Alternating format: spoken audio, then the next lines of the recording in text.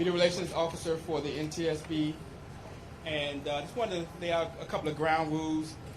When you ask your question, can you please raise your hand and tell us who you are with so that we can maintain a little control. I know everyone wants to ask a question, but in order to address as many questions as we can, we won't be able to get to everyone.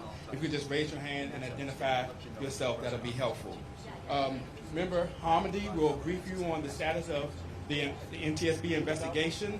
Member Jennifer Harmony, you spell her name Homendy, and she will be out here to brief you in about 2 minutes. Thank you. So not 4:15. You're thinking of 2 minutes? We heard it was 4:15. Can it be 4:05? Yeah, you go. Yeah, I can give you 2 minutes. It's fine. We got 2 or 10. Yeah. I mean, if you are ready, we can go in 2 minutes. That's fine. 2 minutes. That's fine. 2 minutes.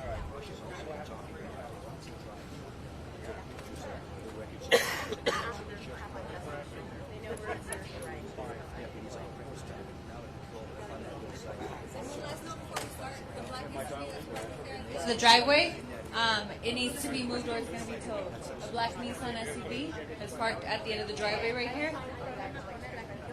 Anybody going to run up to it? Okay, it needs to be moved. Thank you.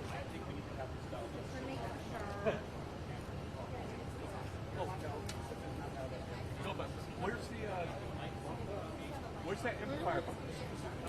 We're going to get a mic. Do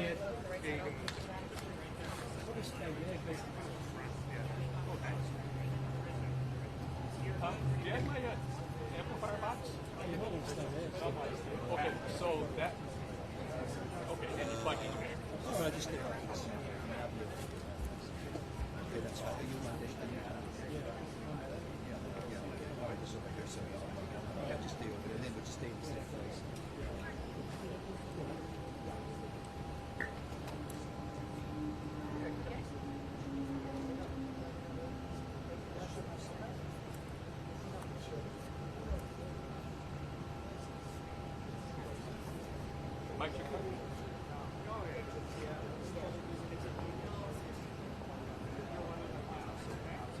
Yes, sir. 1, 2, 3, 4, 5.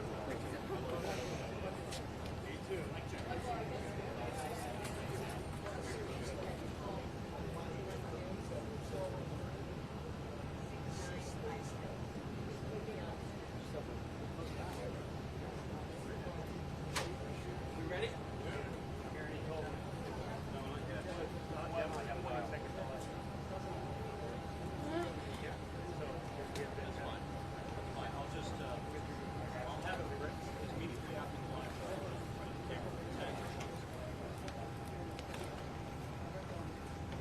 Good afternoon. My name is Jennifer Homendy, and I'm a board member with the National Transportation Safety Board. With me today is member Tom Chapman, also with the NTSB, and our NTSB investigator in charge, Bill English. Oh, wrong side. Bill is here. Member Chapman is here. I wanted to give you an update of what we accomplished today. I spent most of the day on the accident site. A lot of our investigators were on scene continuing to examine and document the wreckage. We also looked for the significant components like actuators and gearboxes to make sure that they all arrived with the helicopter on scene, and we were able to verify that. We also mentioned yesterday that the pilot had an iPad with ForeFlight on it, so we were looking for electronic devices as we always do. We were able to recover an iPad and a cell phone. We do not know if that's the pilot's iPad. So we're going to take those personal electronic devices, we're going to send them back to our lab at headquarters for further analysis. We also located maintenance records in the wreckage. We're not going to discuss the maintenance records because we haven't looked at those. We found them, we documented them, that will come later. We found the airworthiness certificate, the registration, the company's operating manual, weight and balance sheets, and everything we would expect would be on the aircraft. We also worked with drones today to help the airworthiness group locate those significant components and continue to document the scene. And then we duplicated part of the flight path. So we flew part of the end part of the flight path with our drones using NTSB data. Recovery operations occurred on scene today.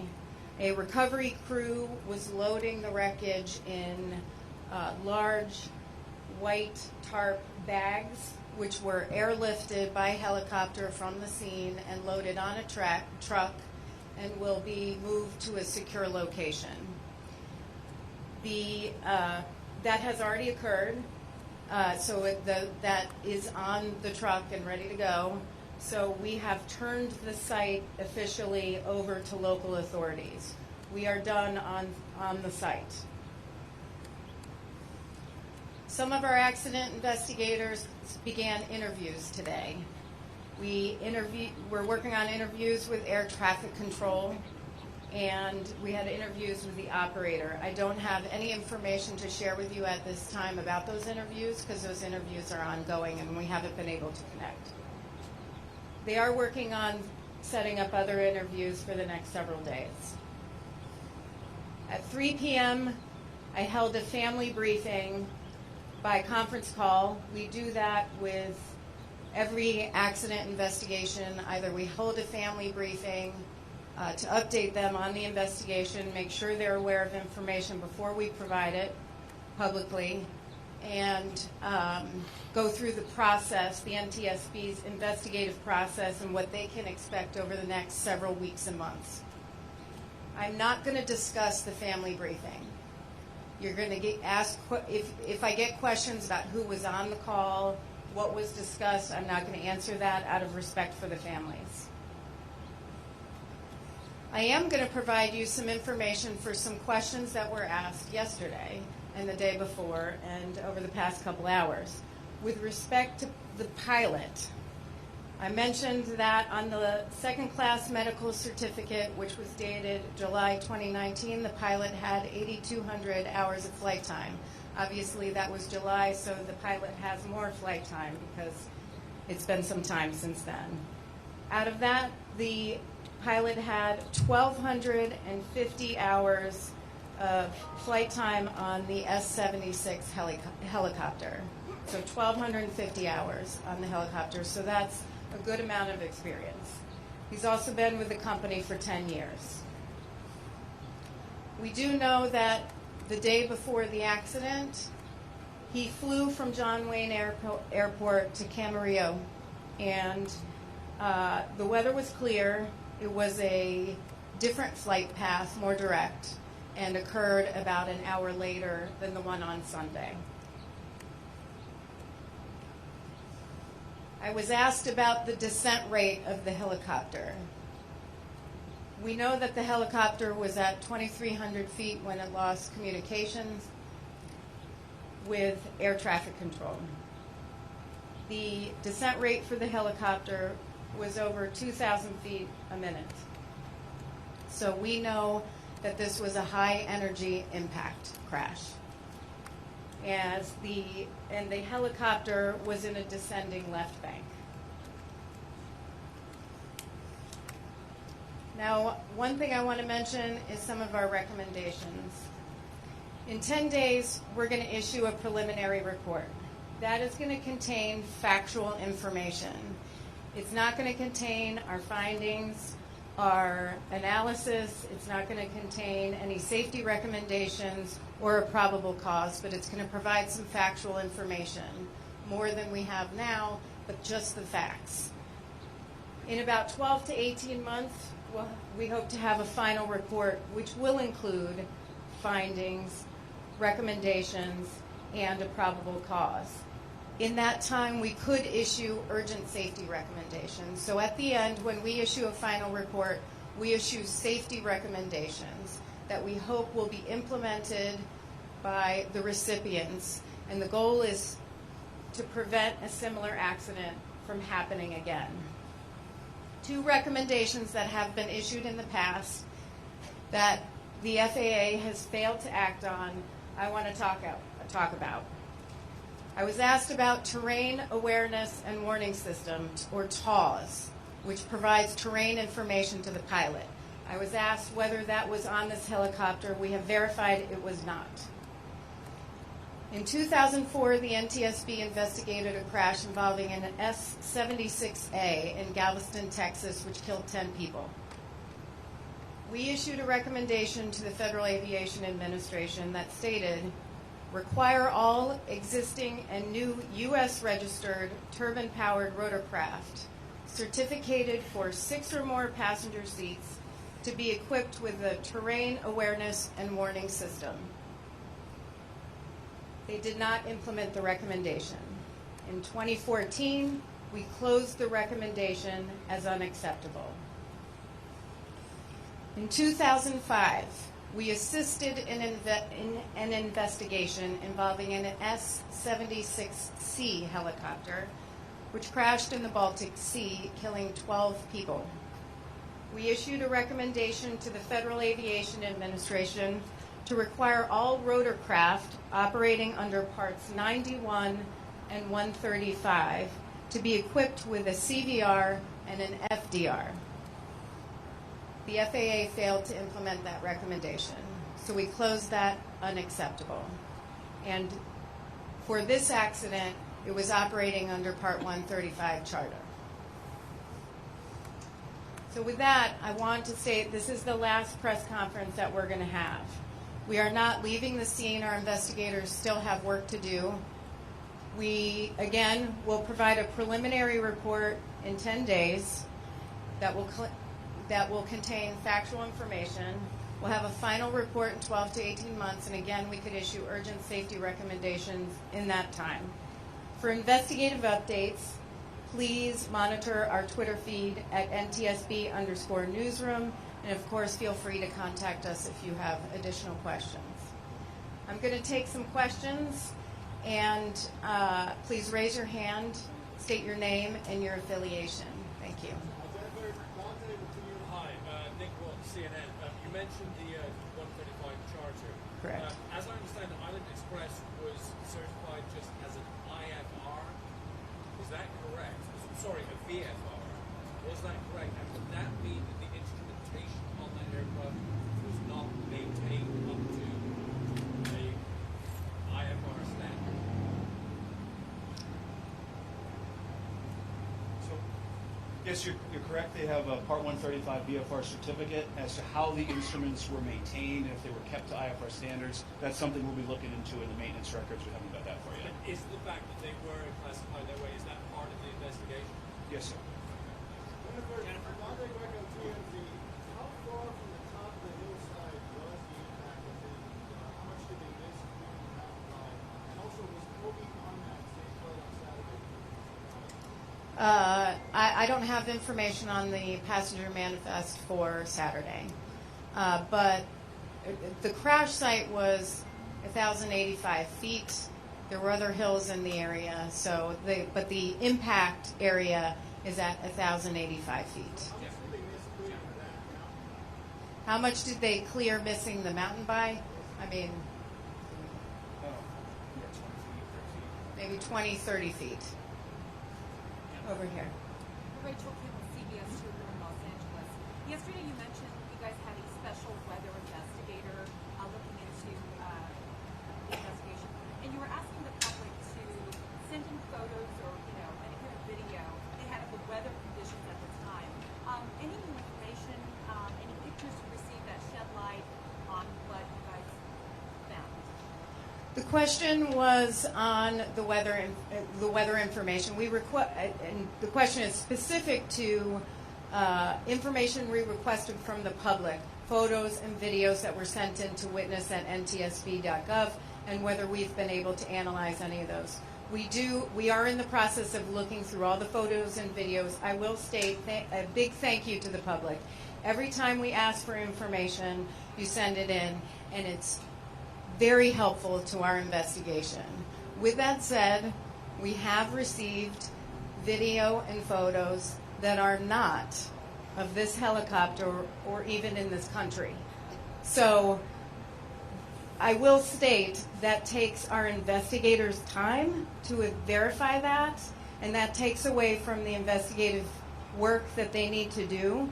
So while I do appreciate a lot of what we received, and a majority of what we received is fantastic, but in other areas it does waste our investigators' time. Tom. Tom Costello with NBC News. You mentioned that TAWS was not on board this chopper, but did the chopper have some sort of a derivative of TAWS, or some poor man's TAWS, that may have linked GPS into some sort of a terrain avoidance system? I assume you're asking if the aircraft had any type of GPS-based terrain avoidance system. Again, as mentioned, we're going to be going through all the equipage that's on the aircraft so that we can understand that. That'll be part of developing the sequence. Right now, that doesn't look to be part of the scenario that we're looking at, but we'll definitely be documenting all of the equipment that's on board, certified or not. Chris St. Carlo with KFI here in Los Angeles. Yesterday we talked about this iPad and the program on the iPad. What sort of information will you be able to glean from this compared to what a traditional black box would be able to glean? Well, we'll have to see what's on the iPad. I mean, we don't know right now. That's part of any investigation. I'm sorry. Let me repeat the question. The question is, what sort of information do we hope to glean from the iPad? There could be a lot of information on the iPad with respect to terrain, weather briefings that the pilot may have gotten, notice to airmen, flight path information. We'll have to look at all of that, but I'm not sure we have any of that yet. So that's something we have to analyze, and we've sent that information back, or the electronics back to our lab. Chris Baker, CBS News. Do you have a sense if the helicopter came down all in one piece, or is there evidence that it perhaps broke up as it was coming down? And if I may ask a second question while I've got you. It was in a steep dive, basically, steep descent. Was that recovered?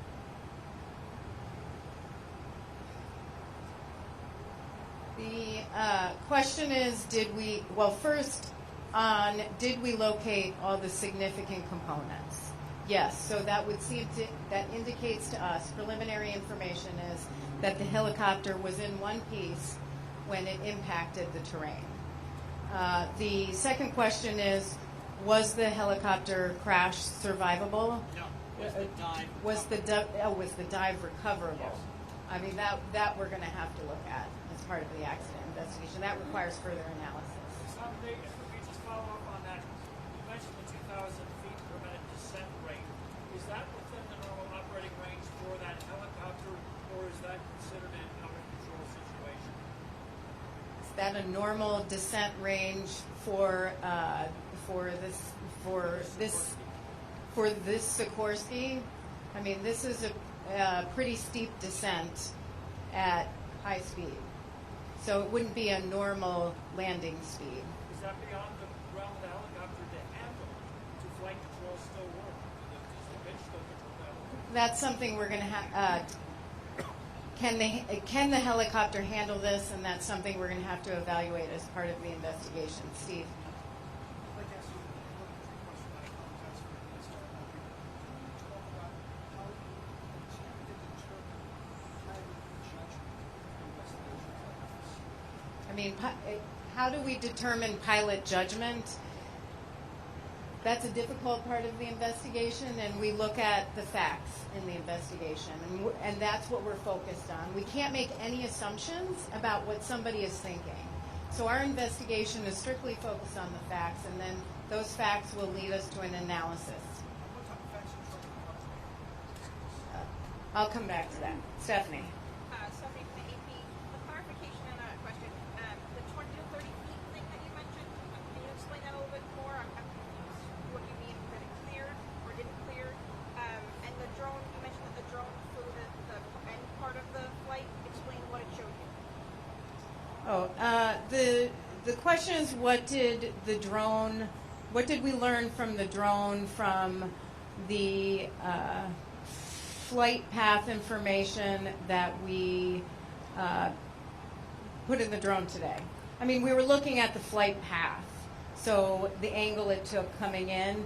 We didn't fly it low because that would be a problem, and there were people working in that area. So we just wanted to look at part of the flight path, and we want to document the wreckage with it. You had a second question? Can you explain On the 20 to 30 feet that I just mentioned? I don't follow. The question is on the 20 to 30 feet. Somebody just asked where the impact site was. It was 1,085 feet up, and he asked what the height of the hill was, and it was about 20, 30 feet above that. The helicopter just missed clearing the hill. I mean, what? The question was how much did the helicopter miss the hill? It's important to realize that there's not one hill. It's a ravine with undulating terrain.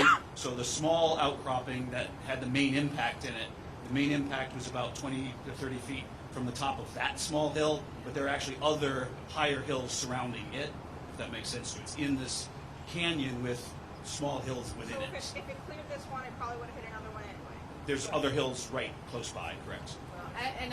I don't know that we can say it probably would have hit another hill either. I mean, that's an assumption, so we can't state that. Okay.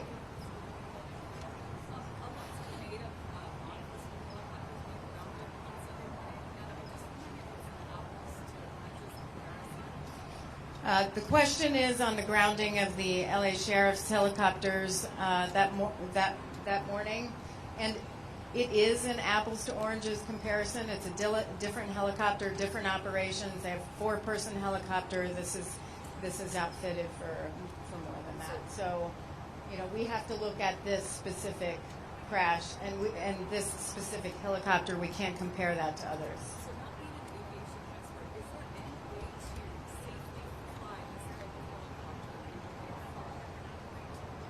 Is there any way to safely fly this helicopter in thick fog?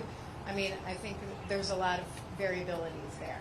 And so we're focused on what the weather conditions were for this, on Sunday for this flight. And we have a weather expert on staff currently looking at the weather and decision making for flying in the weather that day.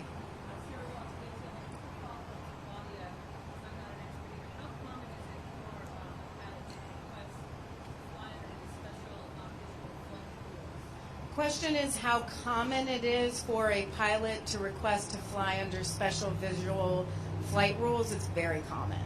This is not out of the ordinary. We're going to take 2 more questions.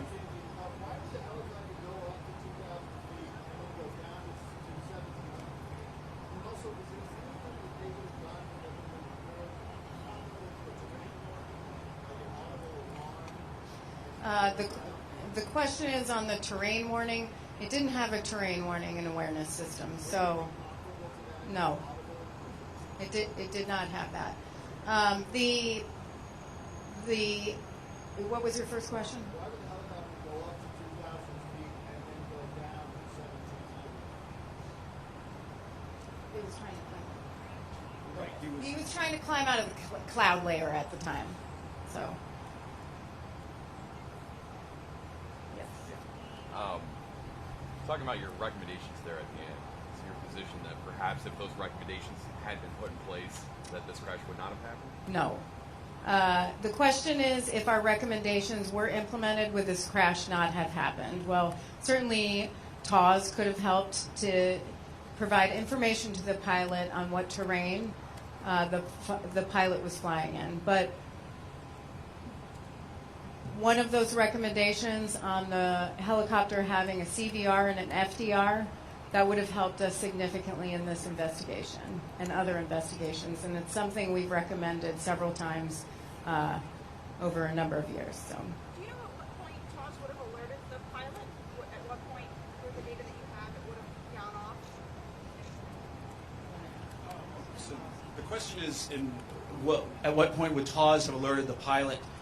There's many variables here, and we don't even have a conclusion that TAWS and this scenario are related to each other. So that's a lot of speculation in that question, so that really can't be answered.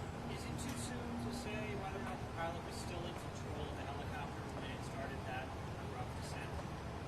That it is too soon to state whether the helicopter was still in control, or the pilot was still in control of the helicopter at that point. Is that consistent with the control flight? What we're seeing? Is what consistent? The climbing bank, steep decline, does that sound like control flight? The question is, does the bank and descent sound like controlled flight? That would be asking us to draw a conclusion at this point, and until we put together all the information, we can't make that kind of conclusion. Last question. Last question.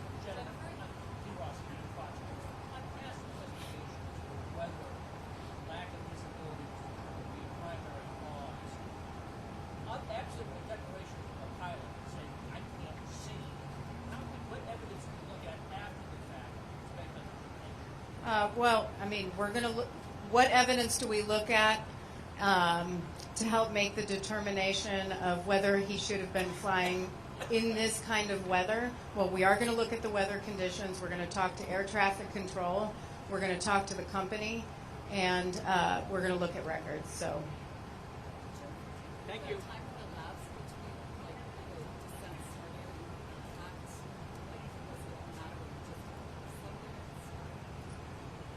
From the descent, the time from the descent to impact was probably about a minute.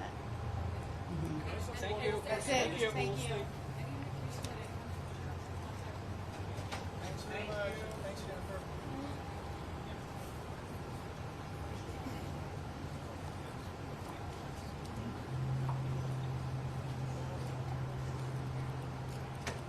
Good afternoon, everyone. Thank you so much again for being here. I just want to introduce to you our lineup here. We have Sergeant Robert Renteria from our Aero Bureau. He's a pilot and also investigator. We also have the North County Patrol Chief Dennis Neer here with us, also from the Sheriff's Information Bureau, Captain Jorge Valdez, and we also have the Malibu Los Feliz Captain Matthew Vanderhork, and of course Los Angeles County Sheriff Villanueva, who is going to give you an update as we speak. We are receiving information from the coroner's office, and he's going to be able to share that with you here. So thank you for being here. And he will also be sharing remarks with you in Spanish for our Los Medios en Español. Muchas gracias.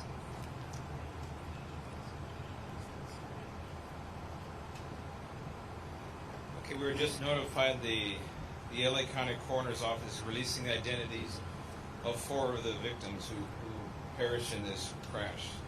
And those are as follows: John Altobelli, Sarah Chester, Ara Zobayan, the pilot, and Kobe Bryant. They have finished their identification. Next of kin have been notified in all 4 circumstances, and that is being released right now by the coroner's office. As the NTSB official said, they're still processing the crash scene. However, now it's a hazmat. The coroners have removed all remains. They're going through the identification process to conclude with the other 5 victims of the accident. And the roads are now open. However, the crash site itself is now a hazmat scene. We still have fuel in the ground. We have magnesium, other elements that we need to have removed, and we're working with an insurance carrier from the aircraft company to handle that. And yes. Has the coroner ruled an official cause and manner of death yet? No, all he's ruling is identification of those deceased. And para los en español, queremos informar que el médico forense ha identificado a 4 de las víctimas de este accidente y son John Altobelli, Sarah Chester, Ara Zobayan, and Kobe Bryant.